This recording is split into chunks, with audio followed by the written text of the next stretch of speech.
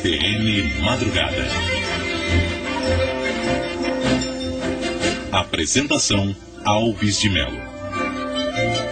Dados do Programa de Qualidade e Consumo Responsável de Sacolas Plásticas, desenvolvido pelo Instituto Nacional do Plástico, o Instituto Socioambiental dos Plásticos, Plastivida, e a Associação Brasileira da Indústria de Embalagens Flexíveis, revelam que no Brasil 3 bilhões e 900 milhões de sacolas plásticas deixaram de ser produzidas e consumidas de 2008 a 2010.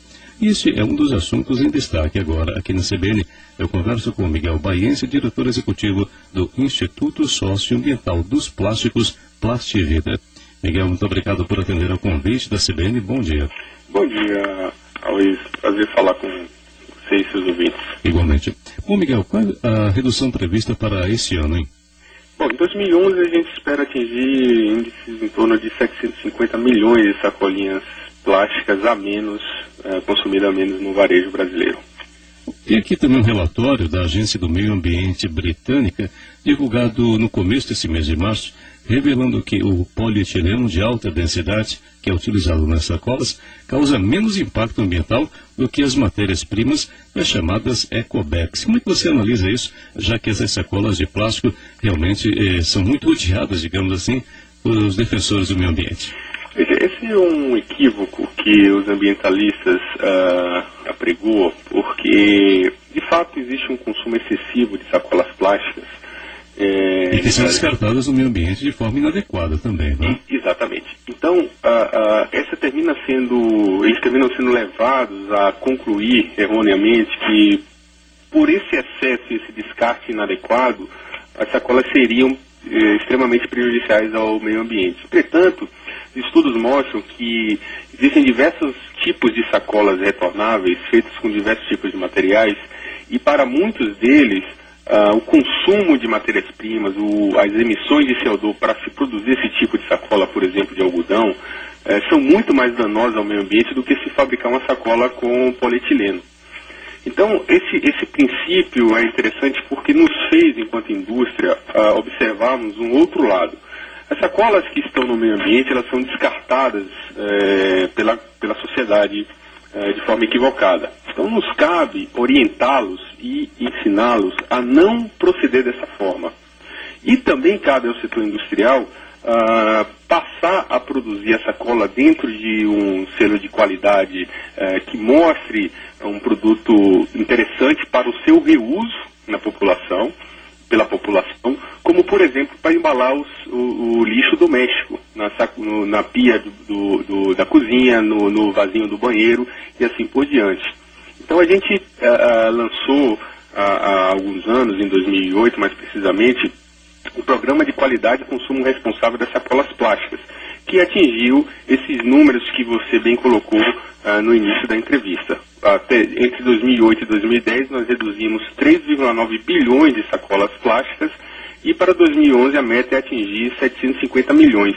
Isso vai fazer um total em torno de quase 30%, mais precisamente 26,3% menos sacolinhas consumidas no Brasil entre 2008 e 2011. E como é que está sendo desenvolvida a campanha, ou como vai ser desenvolvida, Miguel? Na verdade, ela já existe, ela já percorreu cidades como São Paulo, Porto Alegre, Salvador, Goiânia, Brasília, Rio, entre outras. A gente faz a conscientização dentro dos supermercados, dos varejistas, orientando os caixas de supermercado para que esses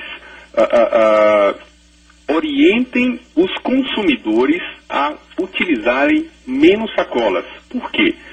Se você tem uma sacola de menor qualidade, uma sacola fina, termina que o consumidor usa mais de uma sacola, usa sacolas em duplicidade, às vezes 3, para carregar, por exemplo, um refrigerante.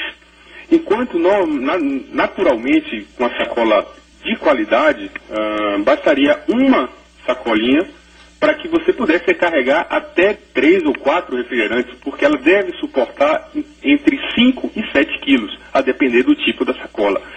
Então, essa conscientização feita pelo Programa de Garantia de Qualidade nos orienta os supermercadistas a comprarem sacolas que resistam a pesos como esse, A gente trabalhou já com diversos associados da ABRAS, da Associação Brasileira de Supermercado, como o Pão de Açúcar, Zafari, o Presunic, o G. Barbosa.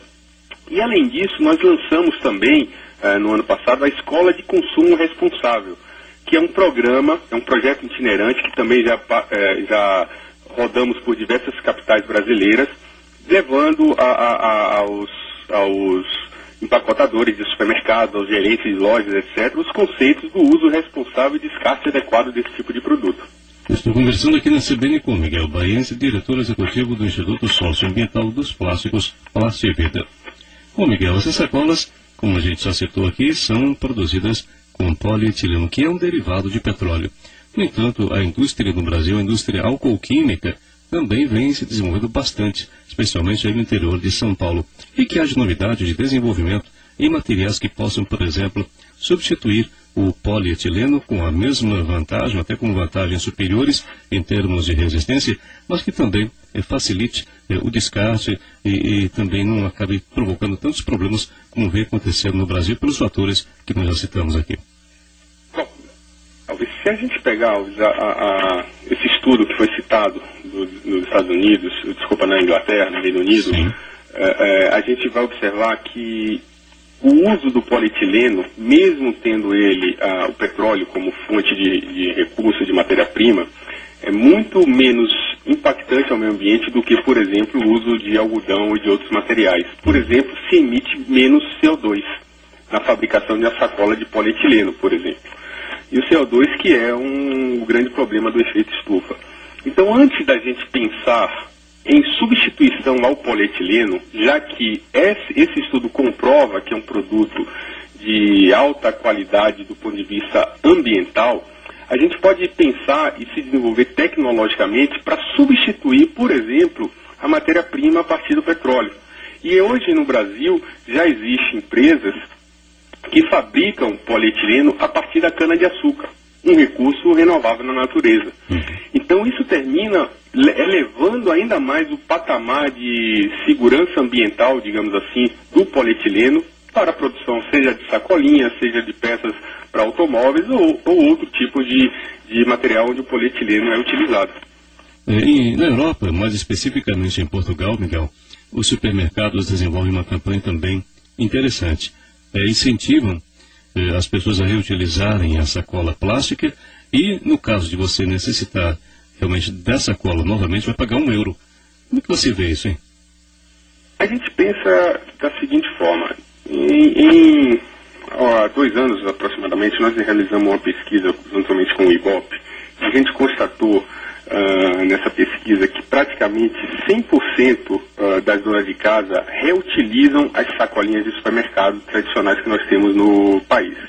Elas reutilizam principalmente, como eu falei anteriormente, para coleta de lixo. Lixo, né?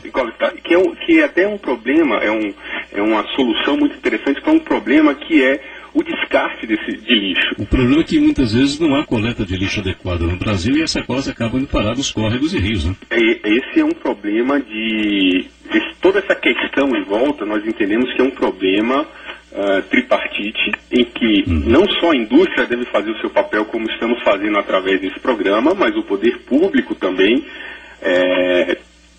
garantindo a coleta, inclusive seletiva, até porque agora a Política Nacional de Resíduos Sólidos vai obrigar os municípios a terem planos de coleta seletiva e também de educação da população.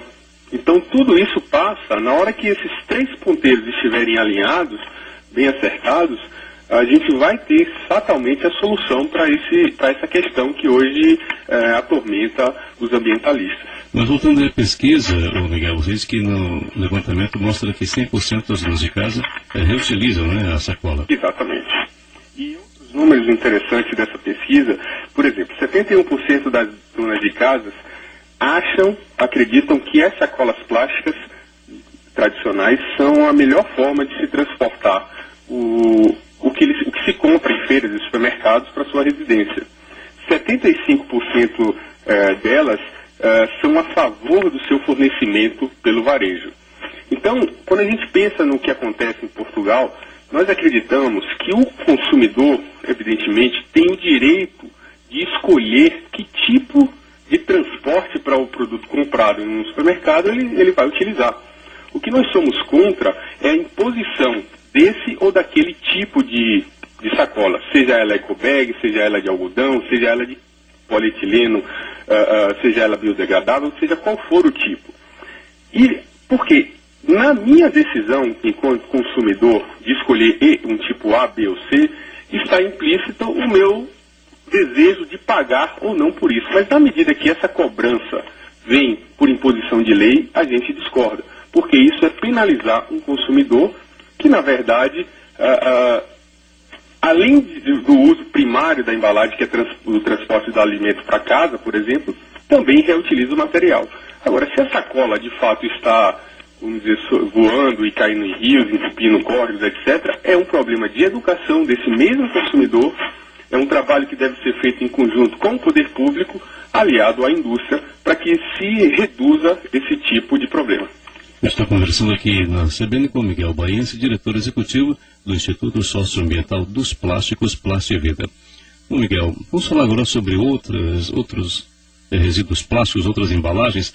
No Brasil, após a promulgação da Lei dos Resíduos Sólidos, está tendo uma expansão significativa o setor de logística reversa. Como é que ele funciona exatamente e como é que ele pode ser aperfeiçoado, inclusive gerando empregos?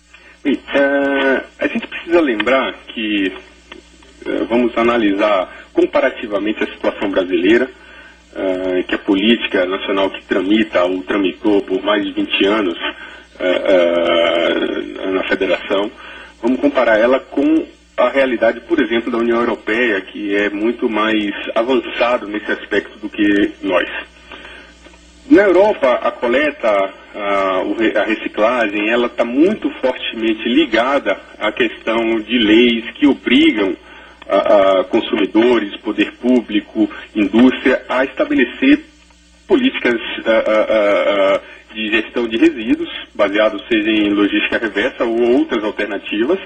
Então, aqui no Brasil, o que acontece? Nós temos que amadurecer, perceber a nossa realidade, porque se aqui no Brasil a reciclagem, ela está muito fortemente ligada à questão social, que são os catadores, que são aquelas carrocinhas que a gente costuma ver no dia a dia nas ruas. Então, a gente tem muito fortemente o problema social vivido pelo Brasil, em que as pessoas buscam no lixo uma renda extra para sua família, associadas à questão da reciclagem. Então, a gente precisa entender, por exemplo, se a gente observar os índices de reciclagem mecânica de plásticos na Europa e do Brasil, nós estamos exatamente no mesmo patamar. Eu estou falando de reciclagem mecânica de resíduos sólidos, que é alvo da Polícia Nacional de Resíduos Sólidos. Nós estamos em índices em torno de 18%, enquanto a média da União Europeia também passa por seus 18% e 19%. E a diferença básica é exatamente essa. Lá existe leis obrigando a reciclagem. Aqui existe um forte fator social que catapultou esses índices de uma forma que hoje, com a entrada em vigor dessa lei da política nacional, termina por pegar o desenvolvimento do Brasil em termos de reciclagem e vai buscar certamente alavancá-lo.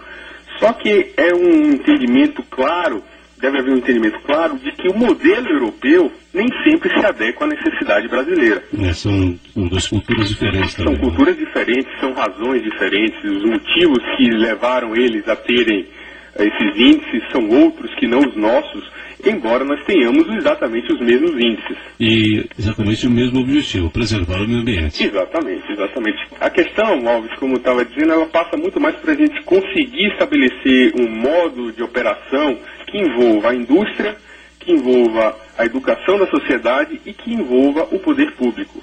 Então não adianta a indústria falar do poder público, que fala da população, que fala do poder público, e a gente fica numa ciranda de culpar, de achar culpados que não contribuem nada para a solução do problema. Esse programa nosso é um programa em que o próprio setor industrial lançou uma campanha de redução do produto que ele comercializa. É uma iniciativa bastante interessante do ponto de vista de negócio em si. Porque há um problema e ele precisa ser solucionado. E a solução passa por educação, por consumo responsável, para que a gente atinja a sustentabilidade. Miguel, muito obrigado então pela gentileza da entrevista aqui na CBN. Um bom dia. Bom dia, Alves. Muito obrigado. É um prazer atendê-lo. Miguel Baense, diretor executivo do Instituto Socioambiental dos Plásticos, Plastivida. Daqui a pouco eu volto. O intervalo dura 1 minuto. CBN Madrugada.